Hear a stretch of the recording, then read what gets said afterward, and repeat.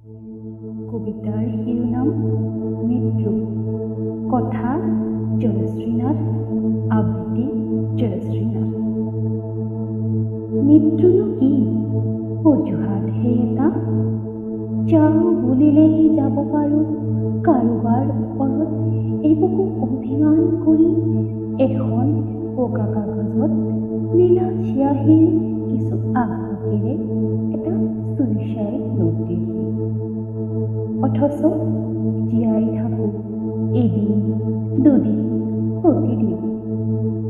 জীয়াই থাকোঁ মাৰ মুখত খৰিকাজাই হাঁহিটো ওলমাই ৰাখিবলৈ।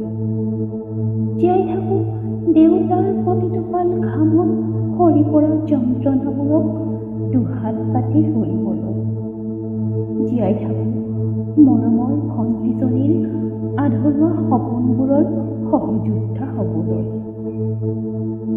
জীয়াই থাকোঁ বন্ধুবোৰৰ বাবে, যাৰ বাবে পৃথিৱীৰ ৰংবোৰ গাত সানি ল'ব পাৰিছোঁ। হেঙুলীয়া আকাশৰ হেঙুলীয়া বেলি অথবা অৰণ্যৰ কিচিৰ মিচিৰ চৰাইবোৰৰ বাবে। জীয়াই থাকোঁ পৰাজিত হোৱাৰ গ্লানি মচি পেলোৱাৰ বাবে।